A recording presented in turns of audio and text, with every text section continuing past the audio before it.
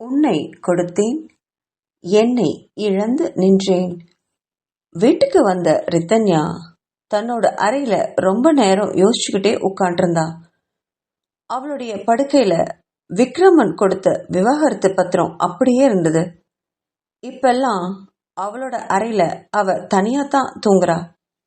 அவளுக்கு உடல்நிலை சரியாகிற வரைக்கும் மேதாவ வீட்டில் இருக்கவங்க கவனிக்கட்டும்னு விக்ரமன் சொன்னதால அதுபடி கொஞ்ச நேரம் ரோகிணிக்கிட்டையும் கொஞ்ச நேரம் பங்கஜத்துக்கிட்டையும் இருக்கா மேதா.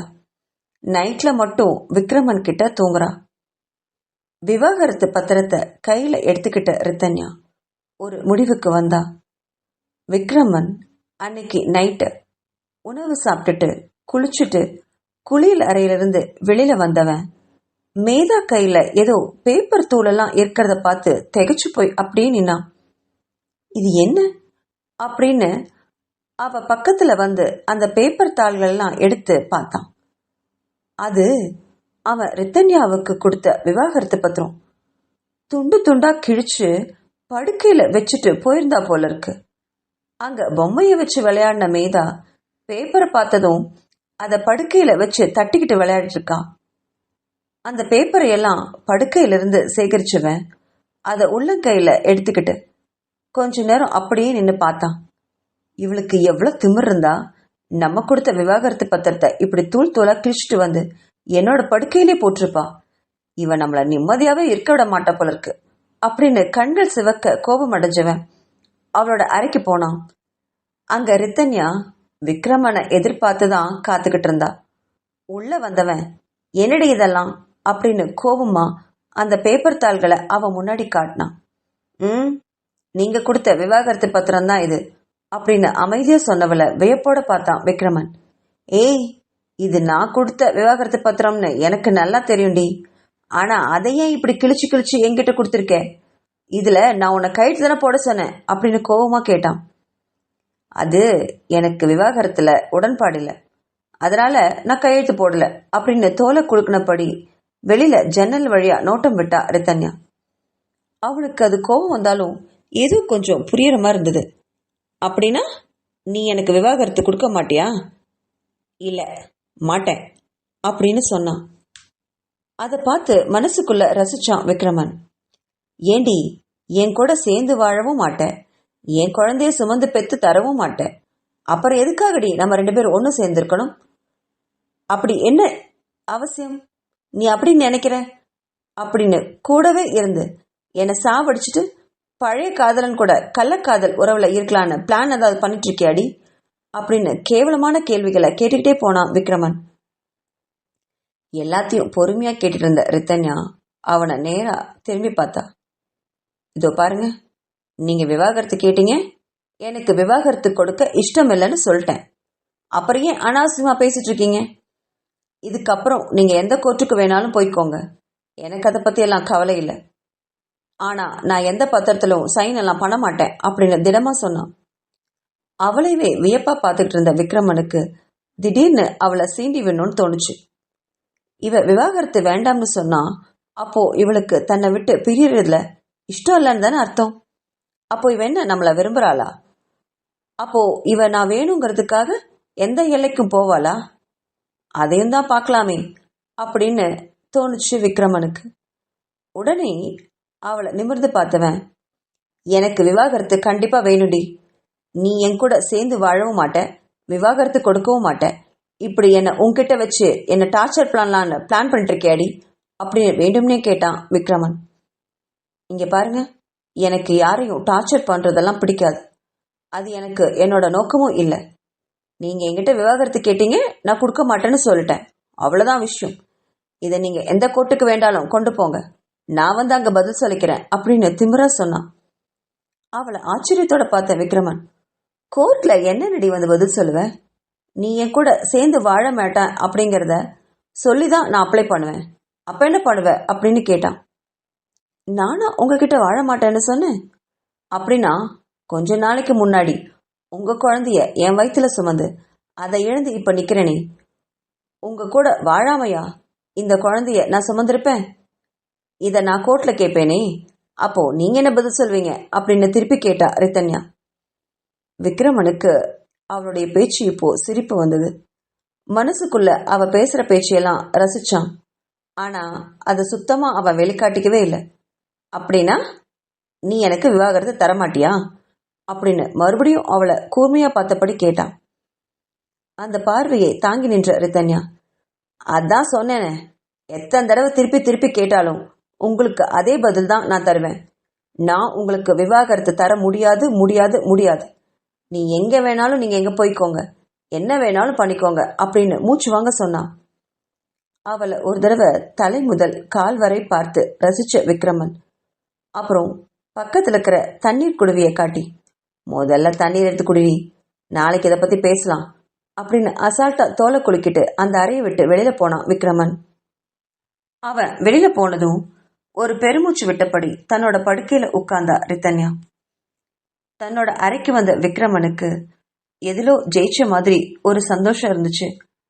அப்படின்னா தன்னோட மனைவி தன்னை விட்டு பிரிய மாட்டா, ரித்தன்யா என்னைக்குமே தான் கூட தான் இருப்பா அப்படிங்கிற நிம்மதி வந்துச்சு அவனுக்கு.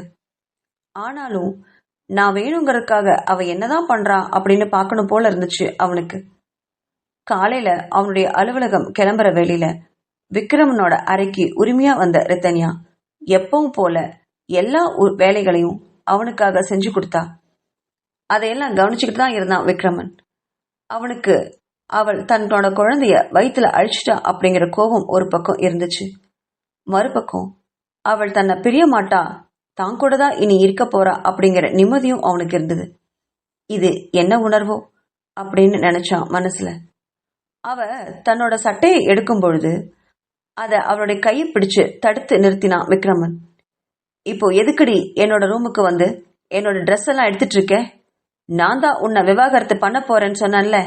இனி வாழ்க்கை ஃபுல்லா நம்ம 2 பேரும் தனித்தனியா தான் இருக்க போறோம். எதுக்காக இப்படி வந்து என்ன டார்ச்சர் பண்ற அப்படின்னு கேட்டான். விவாகரத்து பண்ண போறாமா? நம்மளா? அதுக்கு நான் ஒத்துக்கணும் இல்லையா? நான் பாட்டுக்கு சிவனேன்னு இருந்தேன். என்ன கூட்டிட்டு வந்து தாலி கட்டி என் கூட வாழ்ந்து அவளுக்கு ஒரு குழந்தை கொடுத்துட்டு இப்போ விவாகரத்து கேட்டா நான் அதுல கையெழுத்து போட்டு கொடுறதுக்கு நான் என்ன கேனச்சியா அப்படின்னு கேட்டா ரித்தன்யா. இவ இப்படியெல்லாம் பேசுவான்னு எதிர்பார்க்காத விக்ரமன் அவளை பேச விட்டு வேடிக்கை பார்த்தான். ஏய், உனக்கு வாய் ரொம்ப தான் நீளுதுடி. நீ கேனச்சியா இல்லையாங்கிறதெல்லாம் எனக்கு தெரியாது. ஆனா நான் சரியான கேனையன். உன்னெல்லாம் கல்யாணம் பண்ணிட்டேன் பாரு. என்னை எதுலையாவது அடிக்கணும். உன்னை காதலிச்சேன் பாத்தியா, அதுக்கே எனக்கு இந்த தண்டனை தேவைதான். என்னமோ ரொம்ப பேசுற. உன் கூட சந்தோஷமா இல்லாம தான் உனக்கு குழந்தையாச்சா? நான் உன்னை சந்தோஷமா தானடி வச்சுக்கிட்டேன். ஆனா நீ தான் என்னோட குழந்தைய அழிச்சிட்ட. அதை அப்படியே கோர்ட்ல வந்து சொல்லுவேன். என் குழந்தைய சுமக்க பிடிக்காத உனக்கு என் கூட வாழ மட்டும் பிடிக்குமா? எல்லாம் நடிப்பு. எல்லாம் என்னோட சொத்துக்காக தானடி. அதுக்காக தானடி விவாகரத்து கொடுக்க மாட்டேன்னு சொல்ற அப்படின்னு கேட்டான் விக்ரமன். என்னது, என் குழந்தைய நானே கலைச்சேனா அப்படின்னு மனசுல நினைச்சுவேன். என்ன சொன்னீங்க? என் குழந்தைய நான் எப்படி கலைப்பேன்? உங்களுக்கு அறிவுன்னு ஒண்ணு இருக்கா இல்லையா? உங்களுக்கு மட்டுமா அது குழந்தை? எனக்கும் தானே அது குழந்தை அப்படின்னு இழந்த குழந்தையோட நினைவுல அவளுக்கு கண்ணீர் வந்துச்சு. ஆனா மருத்துவர் இவ சாப்பிட்ட உணவுல கரு கலைக்கிற மருந்து இருந்ததுன்னு சொன்னாரே அப்படின்னு மனசுல நினைச்ச விக்ரமன் மறுபடியும் அவ ஏதோ பேச ஆரம்பிக்கிறத பார்த்தா. அப்புறம் என்ன சொன்னீங்க? உங்க சொத்துக்காக உங்க கூட நான் இருக்கேனா? உங்க அளவுக்கு நான் பெரிய பணக்காரி இல்லாம இருக்கலாம். ஆனா எனக்கும் நிறைய சொத்துக்கள் இருக்கு. அதெல்லாம் வேண்டான்னு தூக்கி எறிஞ்சிட்டு தானே போனேன். அதனால தானே என்னை எல்லாரும் பைத்தியக்காரின்னு நினைச்சு ஆளாளுக்கு விளையாடுறீங்க அப்படின்னு கத்தினா ரித்தன்யா. அதை கேட்ட விக்ரமன், எதுவா இருந்தாலும் கத்தாம பேசுடி. நம்மளுக்குள்ள நடக்கிற விஷயம் அது. அங்க பார், குழந்தை அங்க விளையாடிட்டு இருக்கு. அவ காதல விழுந்தா அழுவா. கொஞ்சம் மெதுவா பேசு அப்படின்னு அவளை அடக்கினான். விக்ரமன் சொல்றது சரியா பட ரித்தன்யா மெதுவாவே பேச தொடங்கினான். ஒரு சிறிய மூச்சை உள்ள இழுத்துக்கிட்டு, நீங்க என்ன சொன்னாலும் நான் உங்களுக்கு விவாகரத்து கொடுக்க மாட்டேன். நீங்க சொல்றபடி உங்க சொத்துக்கு ஆசைப்பட்டு நான் உங்களை கல்யாணம் பண்ணிக்கல. அப்படி கல்யாணம் பண்ணிக்கணும்னு நினைச்சிருந்தேன்னா 3 வருஷத்துக்கு முன்னாடியே உங்களை கல்யாணம் பண்ணிருப்பேன். என்கிட்டயும் நிறைய சொத்துக்கள் இருக்கு. அப்படி இருக்கிற பட்சத்துல பணத்துக்கு ஆசைப்பட்டு உங்களை கல்யாணம் பண்ணிக்கிறோங்கிற அவசியம் எனக்கு இல்லை. அது மட்டும் இல்ல, இந்த 3 மாசமா உங்க கூட வாழ்ந்திருக்கேன். அதுக்கும் என்கிட்ட எவிடன்ஸ் இருக்கு. நீங்க எந்த கோர்ட்டுக்கு வேணாலும் போய்க்கோங்க, என் மேல கேஸ் போடுறதா இருந்தாலும் போட்டுக்கோங்க. ஆனா என்ன ஆனாலும் உங்களுக்கு விவாகரத்து மட்டும் நான் கொடுக்கவே மாட்டேன். நான் ஒன்றும் பைத்தியக்காரி இல்ல. பைத்தியம்னு சொல்லி கூட நீங்க கோர்ட்ல விவாகரத்து கேட்டு அப்ளை பண்ண முடியாது, நினைவிருக்கட்டும் அப்படின்னு சொன்னான். அதை கேட்ட விக்ரமனுக்கு ரொம்ப ஆச்சரியமா இருந்தது. அடேங்கப்பா, ரித்தன்யா இவ்ளோ பேச்சு பேசுவாளா அப்படின்னு மனசுல நினைச்சுவேன். சரி, சொத்துக்காக எனக்கு கல்யாணம் பண்ணிக்கல, சுகத்துக்காகவும் எனக்கு கல்யாணம் பண்ணிக்கல, வேற எதுக்காகடி அம்மா என்ன கல்யாணம் பண்ணிக்கிட்ட? பாவனா சொன்னதும் உன்னோட கள்ளக்காதலனை விட்டுட்டு எதுக்காக என்ன கல்யாணம் பண்ணிக்கணும் அப்படின்னு ஒன்னும் தெரியாத மாதிரி கேட்டான் விக்ரமன். அவனுக்கு உள்ள இருக்கிற பூனைக்குட்டி வெளில வந்தா சந்தோஷம்தான் அப்படின்னு நினைச்சான். விக்ரமன் கேட்ட கேள்வியில தன்னோட உதட்ட அழுத்தமா கடிச்சிட்டு தலை குனிஞ்சா. அந்த இடத்துல மௌனம் இருந்தா ரித்தன்யா. விக்ரமனுக்கு அதை பார்த்து எரிச்சல் வந்தது. சரியான அழுத்தக்காரி. இத பாருடி, நீ சொன்ன காரணத்தை எல்லாம் நான் கோர்ட்ல சொல்ல மாட்டேன். ஆனா என்கிட்ட ஒரு பெரிய பிரம்மாஸ்திரம் இருக்கு, அதை என்னைக்குமே நீ மறந்துடாத அப்படின்னு சொன்னவளை நிமிர்ந்து பார்த்தா. என்ன புரியலையா?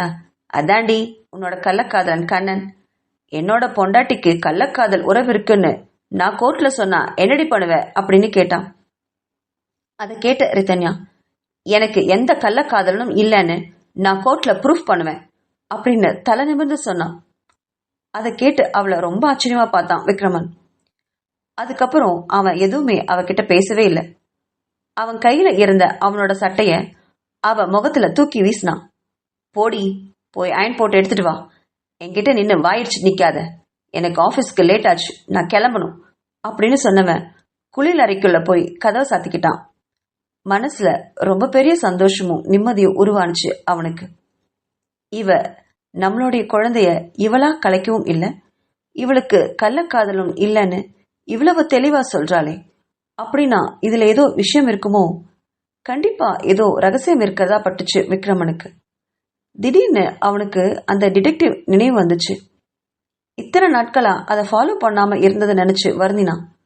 உடனே அவசர அவசரமா குளிச்சுட்டு ரித்தன்யா அயன் பண்ணி வச்சிருந்த ட்ரெஸ்ஸை எடுத்து போட்டுக்கிட்டு தன்னோட அலுவலகத்திற்கு கிளம்பினான் விக்ரமன். விக்ரமன் எப்பவும் போல ஆபீஸ்க்கு போனதும் ரித்தன்யா அன்னைக்கு வெளியில கிளம்ப ஆரம்பிச்சா. மேதாவுக்கு உணவு கொடுத்துட்டு ரோகிணி கிட்ட குழந்தைய ஒப்படைச்சா. அவகிட்ட பக்கத்தில் இருக்கிற கோவிலுக்கு சீக்கிரமா போயிட்டு வர்றதா சொல்லிட்டு ஒரு கால் டாக்ஸி பிடிச்சிட்டு அவ போன இடம் தன்னோட சித்தப்பாவோட அலுவலகம். சாது மிரண்டா காடு கொல்லாதான். அந்த பழமொழிக்கு ஏற்ப பத்ரகாளியா அவர் முன்னாடி போய் நின்னா ரித்தன்யா. அவளை பார்த்து ஆச்சரியத்தோட எழுந்து நின்னாரு வாசன். அவள் வாசன் அறைக்கு வந்து அவருக்கு எதிர்ப்புறம் இருந்த நாற்காலிய இழுத்து போட்டு கால் மேல கால் போட்டுட்டு உட்கார்ந்தா. அவளுடைய செய்கைய உன்னிப்பா கவனிச்சுட்டு இருந்த வாசனுக்கு கொஞ்சம் மனசுல பயம் வந்தது என்னவோ உண்மைதான்.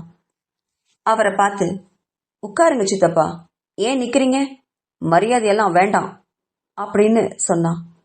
மெதுவா தன்னோட நாற்காலியில உட்கார்ந்தாரு வாசன். அவரை பார்த்த ரித்தன்யா, நான் எதுக்காக வந்திருக்கேன்னு உங்களுக்கு முதல்ல நான் சொல்லிடுறேன் அப்படின்னு சொன்னவ, என்கிட்ட வாங்கின சொத்துக்கள் எல்லாமே இன்னும் ஒரு வாரத்துல என் பேருக்கு நீங்க திருப்பி எழுதி தரணும் அப்படின்னு சொன்னவளை ஆத்திரத்தோட பார்த்து முறைச்சாரு. அப்படி முறைச்சபடியே எழுந்து நின்னாரு வாசன். என்னடி சொன்ன, உன்னோட சொத்தா? ஏன் பயம் விட்டு போச்சா உனக்கு? அன்னைக்கே நீ கையெழுத்து போட்டு அத்தனையும் எங்க கிட்ட கொடுத்து தானடி போன, அப்புறம் என்ன உன்னோட சொத்துன்னு வந்து நிக்கிற? இது இப்போ என்னோட சொத்து. என்னோட அண்ணனோட சொத்தெல்லாம் பழைய காலம், அதெல்லாம் உனக்கு தர முடியாது அப்படின்னு சொன்னாரு.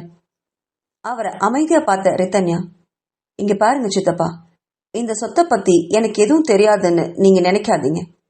இந்த சொத்து எல்லாமே எனக்கு பிறக்க போற வாரிசுக்கு தான் சொந்தமாகும் அப்படின்னு தான் எங்க அப்பா உயில் எழுதி வச்சிருக்காரு. அது உங்களுக்கும் தெரியும், எனக்கும் தெரியும். ஆனாலும் நான் அந்த சொத்து வேண்டான்னு கையெழுத்து போட்டு கொடுத்துருக்கேன். அதுவும் எதுக்காகன்னு உங்களுக்கு நல்லா தெரியும். நான் இதையெல்லாம் கேட்க கூடாதுன்னு, கொடுத்ததையெல்லாம் திரும்ப வாங்க கூடாதுன்னு இத்தனை வருஷம் பேசாம இருந்தேன். ஆனா என்ன எல்லாரும் ரொம்ப சாதாரணமா நினைச்சிட்டீங்க. நானே சாகணுங்கிற முடிவுக்கு வந்துட்டேன். அப்பதான் எனக்கு தோணுச்சு, சாகணும்னு முடிவெடுத்ததுக்கு அப்புறம் நம்ம ஏன் போராடிட்டு சாகக்கூடாதுன்னு நினைச்சேன். இந்த சொத்தை கேட்கறதால என்ன நீங்க கொல்லவும் துணிவீங்க. அதுவும் எனக்கு நல்லா தெரியும். நீங்க என்ன வேணாலும் பண்ணிக்கோங்க. நான் செத்தாலும் பரவாயில்ல. ஆனா கடைசி முயற்சியா போராடிட்டு தான் சாகணும்னு முடிவு பண்ணிருக்கேன். அதனால உங்களுக்கு இன்னும் 1 வாரம் டைம் தரேன். அதுக்குள்ள என்கிட்ட ஏமாத்தி எழுதி வாங்கின அத்தனை சொத்துக்களையும் எனக்கே திருப்பி கொடுக்கணும். அதுக்கப்புறம் நானே உங்களுக்கு ஒரு அமௌண்ட் கொடுத்துடுறேன். உங்க குடும்பத்தோட நீங்க எங்கேயாவது போய் பிழைச்சுக்கோங்க அப்படின்னு சொன்னவ ஒரு வினாடி கூட அங்க நிக்கல. எழுந்து வெளியில போயிட்டா ரித்தன்யா. அவ போறதையே பார்த்துக்கிட்டு இருந்தாரு வாசன். அவரால் அங்க நடந்த நிகழ்ச்சியை நம்பவே முடியல. ஒருவேளை இது கனவா இருக்குமோ அப்படின்னு நினைச்சு தன்னோட கைய தானே கிள்ளி பார்த்துக்கிட்டாரு. அது வலிச்சுது. அப்படின்னா அங்க நடந்தது எல்லாம் நிஜம். வந்து பேசுனது எல்லாமே ரித்தன்யா தான். புள்ள பூச்சியா இருந்தவளா இவளு? இத்தனை வருஷங்கள்ல இவ்வளவு தைரியமா ரித்தன்யா பேசி அவர் பார்த்ததே இல்லை. அவளுக்கு எப்படி இவ்வளவு துணிச்சல் வந்துச்சு, அதுவும் என்கிட்ட அப்படின்னு ஆச்சரியத்தோட பேய் அரைஞ்சது மாதிரி அவர் தன்னோட நாற்காலியில அப்படியே உட்கார்ந்தாரு வாசன். அதுக்கப்புறம் ஜெகனுக்கு போன் பண்ணி அவனை கூப்பிட்டாரு. விஷயத்தை கேள்விப்பட்ட ஜெகன் பதறி அடிச்சுக்கிட்டு தன்னோட அப்பாவை பார்க்க வந்தான். தன்னோட அலுவலகத்திற்கு வந்த விக்ரமன் முதல் வேலையா அந்த டிடெக்டிவ் ஏஜென்சிக்கு போன் பண்ணான். விக்ரமனோட பேரை கேட்ட அந்த டிடெக்டிவ் ஏஜென்சியில இருக்காங்க. சார், நான் உங்களுக்கு எவ்வளவு தடவை போன் பண்ணி கூப்பிடுறது? உங்க ரிப்போர்ட் எல்லாம் ரெடி ஆயிடுச்சு சார். உங்களை வந்து உடனே பார்த்து வாங்கிக்க சொன்னாரு எங்க பாஸ். உங்களை அவர் நேர்ல பார்த்தே ஆகணும்னு உங்களுக்காக வெயிட் பண்றாரு. கொஞ்சம் சீக்கிரம் வரீங்களா அப்படின்னு சொன்னா அங்க இருக்கிற ரிசப்ஷனிஸ்ட். போனை உடனே கட் பண்ணவன் அந்த டிடெக்டிவ் ஏஜென்சிக்கு நேர்லயே போனான். அறைக்குள்ள கதவை தட்டிட்டு உள்ள போனவன ஒரு 40 வயசு தக்க ஒரு மனுஷர் வரவேற்றாரு. வாங்க மிஸ்டர் விக்ரமன், என்னோட பேரு பாலு. நான் தான் உங்க கேஸ் விஷயமா 1 வாரமா பார்த்துட்டு இருக்கேன். உட்காருங்க அப்படின்னாரு. அவன் உட்கார்ந்த உடனே விக்ரமன் கிட்ட ஒரு ஃபைலை வச்சு நகர்த்தி விட்டாரு. இதுதான் நீங்க சொன்ன கேஸ் ரிப்போர்ட். இதுல எல்லா டீட்டெயில்ஸும் இருக்கு. இது உங்க எவிடன்ஸ் வச்சுக்கோங்க அப்படின்னாரு. இப்போ நான் சொல்றத கொஞ்சம் கவனமா கேளுங்க அப்படின்னு சொன்னவர் அவர் விசாரிச்ச விஷயங்களை பத்தி பேச ஆரம்பிச்சாரு. நீங்க முதல்ல எங்களுக்கு கொடுத்த கேஸோட டீட்டெயில்ஸ் இதுதான். அதாவது உங்க கார்ல யாரோ மயக்க மருந்து வச்சிருக்காங்க. அது யாரு, ஏன் வச்சாங்க? 2வது, உங்க மனைவி ரித்தன்யா, அவங்க கூட கண்ணன் ஒரு நபர் பழகிட்டு இருக்காரு. அது யாரு? அவருக்கும் உங்க மனைவிக்கும் என்ன தொடர்பு? அவருடைய தகவல்கள். இது 2 தான் நீங்க எங்களுக்கு கொடுத்த கேஸ் டீட்டெயில்ஸ். சரியா சார் அப்படின்னு கேட்டாரு அந்த பாலு. ஆமா, அதுதான். விஷயம் எல்லாமே தெரிஞ்சிருச்சா அப்படின்னு ஆர்வத்தோட கேட்டான் விக்ரமன். முடிஞ்ச அளவுக்கு எல்லாமே கொஞ்சம் தெரிஞ்சிச்சு சார். உங்க காரை சர்வீஸ் சென்டர்ல இருந்து 2 மணி நேரம் மட்டும் வெளியில எடுத்துட்டு போய் பெர்ஃப்யூமை மாத்தினது உங்களுடைய மச்சான் ஜெகன் தான். அவரை ஃபாலோ பண்ணதுல அவருக்கு நிறைய கடன்களும் பெண்களுடைய சவகாசமும் இருந்தது தெரிஞ்சுது. அவருடைய கடனை எல்லாம் நீங்க அடிச்சிருக்கிற பட்சத்துல உங்களை எப்படியாவது தீர்த்து கட்டிடணும்னு அந்த கடன்ல இருந்து நம்ம தப்பிச்சிடலாம்னு நினைச்சுதான் உங்களுடைய கார்ல பெர்ஃப்யூமை மாத்தி வச்சாரு. ஆனா எதேச்சியா அந்த காரை அவருடைய தங்கச்சியை எடுத்துட்டு போகவும் அது விபத்துக்குள்ளாயிடுச்சு. இதுதான் முதல் கேஸோட டீட்டெயில். அதை கேட்ட விக்ரமனுக்கு இது ஓரளவு ஊகித்ததுதான் அப்படிங்கறனால அந்த அவ்வளவுக்கு அதிர்ச்சி வரல. ஆனா 2வதா அவர் சொன்ன விஷயத்தை கேட்டவனுக்கு அதிர்ச்சி மேல அதிர்ச்சி வந்தது. சார், அடுத்து நீங்க சொன்ன கண்ணன், அவரை பத்தி நாங்க ரொம்ப நல்லா விசாரிச்சிட்டோம். அவர் ரொம்ப மிடில் கிளாஸ் தான். அவருடைய ஊரு கொல்கத்தா அப்படின்னு சொன்னதும் புரியாம பார்த்தான் விக்ரமன். ஆமா சார், 4 வருஷத்துக்கு முன்னாடி உங்க மனைவி பாவனா வேலை செஞ்ச அதே கல்லூரியில தான் அவருக்கு ப்ரொஃபஸரா வேலை கிடைச்சிருக்கு. பாவனாவுக்கும் இந்த கண்ணனுக்கும் நல்ல பழக்கம் இருந்ததா அங்க காலேஜ்ல இருக்கிற டீச்சர்ஸும் ஸ்டூடெண்ட்ஸும் எல்லாருமே சொல்றாங்க. உங்க மனைவி ரித்தன்யாவும் பாவனாவும் இந்த கண்ணனும் ரொம்ப நல்ல ஃப்ரெண்ட்ஸா இருந்தாங்கன்னு அங்க இருக்கவங்க எல்லாம் சொல்றாங்க. அதோட ரிப்போர்ட் எல்லாம் இதுல இருக்கு சார். அதுக்கப்புறம் கண்ணனை பத்தின ரொம்ப பர்சனலா விஷயம் உங்களுக்கு ஏதாவது தெரியணும்னா நீங்க அந்த கண்ணன் கிட்ட கேட்கறதான் சரியா இருக்கும்னு எனக்கு தோணுது. அவருடைய விலாசத்தையும் இந்த ஃபைலையே நான் வச்சிருக்கேன். நீங்க ஃப்ரீயா இருந்தீங்கன்னா அவர்கிட்ட நேர்லயே போய் பேசிருங்க. அவங்களுக்குள்ள உறவை பத்தி நீங்க கேட்கறது தான் நல்லதுன்னு எனக்கு படுது. இதுல உங்க மனைவி சம்பந்தப்பட்டிருப்பாங்கன்னு எனக்கு அந்த அளவு தோணல. ஆனா இதுல ஏதோ ரகசியம் இருக்கிறதா மட்டும் எனக்கு படுது. ஒரு டிடெக்டிவா என்னால இந்த அளவுக்கு தான் சார் போக முடியும். ரொம்ப டீப்பா நான் போனேன்னா அதுல தப்பு வர்றதுக்கு ரொம்ப அதிகமா வாய்ப்பு இருக்கு. நீங்க நேரடியாவே கண்ணனை பார்த்து விசாரிக்கிறது நல்லது. எனக்கு தெரிஞ்சு கண்ணன் ரொம்ப நல்லவர். ஜெகன் மாதிரி கிரிமினல் புத்தி உள்ளவன் இல்ல. ஆனா ஜெகன் கிட்ட நீங்க ரொம்ப ஜாக்கிரதையா இருக்கணும் சார். அவருக்கு உங்களை கொல்றதுதான் மோட்டிவ். உங்களுடைய சொத்துக்கள் எல்லாமே மேதாவுக்கு வரணுங்கிறதுல அந்த குடும்பமே குறியா இருக்கு. அது மட்டும் என்னால கன்ஃபார்மா சொல்ல முடியும். நீங்களும் உங்க மனைவி ரித்தன்யாவும் ரொம்ப ஜாக்கிரதையா இருக்கிறது நல்லது. ஜெகனோட குடும்பத்தை முடிஞ்ச அளவுக்கு விலைக்கு வைங்க சார். அதுதான் எல்லாருக்குமே நல்லது. நீங்க புரிஞ்சுப்பீங்கன்னு நான் நம்புறேன் சார் அப்படின்னு சொன்னாரு டிடெக்டிவ் பாலு. அதை கேட்ட விக்ரமனுக்கு ஓரளவு விஷயம் புரிஞ்சுது. ஆனாலும் இப்போ அவன் மனசை உறுத்திக்கிட்டு இருக்கிறது அந்த கண்ணன் அப்படிங்கிற நபர் தான். அவரை கண்டிப்பா இன்னைக்கே பார்த்தாகணும் அப்படின்னு முடிவெடுத்தவன் பாலுவுக்கு நன்றி சொல்லிட்டு அந்த ஆபீஸ்க்கு ஒரு பெரிய தொகையை செக்கா எழுதி கொடுத்துட்டு அங்கிருந்து வெளியில போனான் விக்ரமன். அடுத்ததா அவன் போன இடம் கண்ணன் வீடு. அந்த டிடெக்டிவ் பாலு கொடுத்த விலாசத்துக்கு போய் அவனை பார்த்தான் விக்ரமன்.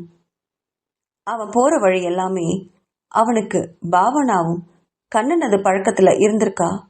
ஆனா அவங்களுடைய திருமணத்தன்னைக்கு அதை பத்தி அவ சொன்னதே இல்லையே. ரித்தன்யாவும் வேற யாரோ கூட தான் காதலிச்சதா சொன்னான். அந்த காதலிச்சவனை அவ பார்த்ததே இல்லைன்னு கூட சொன்னாலே. அப்படின்னா ரித்தன்யா காதலிச்சது இந்த கண்ணன் இல்லையோ? இதுல என்ன குழப்பம் நடந்துச்சு? ரித்தன்யா கண்ணனை காதலிச்சது பாவனாவுக்கு தெரிஞ்சிருந்தா கண்ணனை பத்தின உண்மையும் பாவனா சொல்லி இருக்கணுமே அப்படின்னு ஏதேதோ குழப்பத்தோட தன்னோட காரை ஓட்டிட்டு வந்திருந்தான் விக்ரமன். கண்ணன் ஒரு சின்ன வீட்டை வாடகைக்கு எடுத்து அதுல வசிச்சுட்டு இருந்தான். வீடு சின்னதா இருந்தாலும் அதை சுத்தமா வச்சிருந்தான் அவன். அந்த வீட்டை அடைஞ்ச விக்ரமன் கண்ணனை பார்த்தான். கண்ணனுக்கு ஏற்கனவே விக்ரமனை தெரிஞ்சது போல இருந்தது. விக்ரமனை பார்த்ததும் ஆச்சரியமும் அதிர்ச்சியும் கலந்த முகபாவனையில அவனை கூப்பிட்டு உட்கார சொன்னான். உட்காருங்க மிஸ்டர் விக்ரமன். நீங்க ரித்தன்யாவோட கணவர் தானே? எனக்கு உங்களை ரொம்ப நல்லா தெரியும். ரித்தன்யா உங்களை பத்தி நிறைய சொல்லியிருக்கா. நானும் அவளும் ரொம்ப நல்ல ஃப்ரெண்ட்ஸ் அப்படின்னு சொன்னான் கண்ணன். அதுல கடுப்பான விக்ரமன், ஃப்ரெண்ட்ஸ் மட்டும் தானா இல்ல காதலும் கூடவே இருந்ததா அப்படின்னு பட்டுன்னு தன்னோட கோவத்தை கட்டுப்படுத்த முடியாம கேட்டான். என்னது காதலா அப்படின்னு அதிர்ச்சியில விழிச்ச கண்ணன் பிறகு ஒரு பெருமூச்சுடன், ஆமா காதல் தான் அப்படின்னு சொன்னவன் முகத்துல காதல் உணர்வு பொங்குச்சு. அதை கண்ட விக்ரமனுக்கு எரிச்சலும் கோபமும் ஆத்திரமும் ஒன்னு சேர வந்தது. இவனுக்கு எவ்வளவு திமிருந்தா என்னோட பொண்டாட்டிய காதலிக்கிறேன்னு என்கிட்டயே சொல்லுவான் அப்படின்னு அவனை பலார் பலார்னு அடிக்கணும்னு நினைச்சவனுக்கு, அப்படி அடுத்தவன் பொண்டாட்டிய காதலிக்க உங்களுக்கெல்லாம் வெக்கமா இல்லையான்னு கேட்டான் கோவத்தை அடக்க முடியாம. அவனை புரியாம பார்த்த கண்ணன், நான் காதலிச்ச பொண்ணதாங்க நீங்க மனைவியா ஏத்துட்டு இருக்கீங்க. அப்போ அதுக்கு நீங்க தான் வெக்கப்படணுமே தவிர நான் ஏன் வெக்கப்படணும் அப்படின்னு கேட்டான். அவனால அந்த வார்த்தையை தாங்கவே முடியல. நீங்க காதலிச்சீங்கன்னு எனக்கு எப்படி தெரியும்? அவளும் என்னை ஏமாத்தி தான் கல்யாணம் பண்ணிக்கிட்டா. இன்னும் அந்த உறவிலேயே இருக்கா. அதுக்கு பேரு கள்ள காதலா இல்ல நல்ல காதலா அப்படின்னு எரிச்சலோட கேட்டான். அதை கேட்ட கண்ணன், இன்னும் அவ கூட காதல் உறவில் இருக்க எனக்கும் ஆசைதான் சார். ஆனா அதுக்கு அவ உயிரோட இருக்கணும் இல்லையா அப்படின்னு எங்கேயோ வெறிச்சு பார்த்துக்கிட்டே சொன்னான் கண்ணன். அவன் எதையோ வெறிச்சுக்கிட்டு உட்கார்ந்துட்டு இருந்தத அப்பதான் கவனிச்சான் விக்ரமன். இவன் என்ன சொல்றான், எங்க பாக்குறான், அவனுக்கு எதுவுமே புரியாம கண்ணன் பார்த்த அதே நேர்கோட்டு பார்வையில தனக்கு பின்னாடி இருக்கிற சுவரை பார்த்தான். பார்த்தவன் அதிர்ச்சியில அப்படியே எழுந்து நின்னுட்டான். காரணம், அந்த சுவத்துல பாவனாவோட பெரிய புகைப்படம் இருந்துச்சு. அதுக்கு மாலை போட்டு வச்சிருந்தான் கண்ணன். கீழே ஊதுபத்தியும் விளக்கும் எரிஞ்சுக்கிட்டு இருந்தது. அதை பார்த்தவன் ரொம்ப அதிர்ச்சி அடைஞ்சான். இது இது பாவனா தானே அப்படின்னு கேட்டான் விக்ரமன். ஆமா, இது என்னுடைய காதலி பாவனா அப்படின்னு சொன்னவன் அமைதியா எழுந்து போய் அவளுடைய புகைப்படத்துக்கு பக்கத்துல போய் நின்று கைகளை அந்த புகைப்படத்துல வச்சபடி பேச ஆரம்பிச்சான். இவ நான் ரொம்ப உயிரா காதலிச்சேன். ஆனா காதல் இவளுக்கு விளையாட்டா இருந்திருக்கு. அத நான் தான் உணரவே இல்லை. இன்னை வரைக்கும் இவளை என்னால மறக்கவே முடியல. என்னதான் அவளை உங்க மனைவியா நீங்க ஏத்துக்கிட்டாலும் பாவனா என்னைக்குமே எனக்கு மட்டும்தான் சொந்தம்னு என் மனசு அடிக்கடி சொல்லிட்டே இருக்கும் அப்படின்னு ஏதோ ஒரு நினைவுல எதையோ பேசிக்கிட்டே போனான் கண்ணன். அதையெல்லாம் கேட்ட விக்ரமனுக்கு தலையில யாரோ ஓங்கி அடிச்சது மாதிரி இருந்தது. நிறைய விஷயங்கள் இப்போ அவனுக்கு தெளிவு பிறக்கிறது மாதிரி இருந்தது. ஆனாலும் சில விஷயங்கள்ல குழப்பம் இருந்ததுனால கண்ணனை பேச விட்டு அவன் அமைதியா வேடிக்கை பார்த்துட்டு இருந்தான். கண்ணன் ஏதோ நினைவுல பேசிக்கிட்டே போனான். கண்ணன் பிறந்து வளர்ந்ததெல்லாம் கொல்கத்தாவில் ரொம்ப ஏழை வீட்டுல பிறந்தவன் தான் அவன். ஆனா அவன் எப்பவுமே ஏழை அப்படிங்கறதுல காட்டிக்கவே மாட்டான். அது அவனுக்கு சுத்தமா பிடிக்காது. பெரிய பணக்காரர் போடுவது மாதிரி உடைகளையும் நடவடிக்கைகளையும் காட்டிக்குவான்.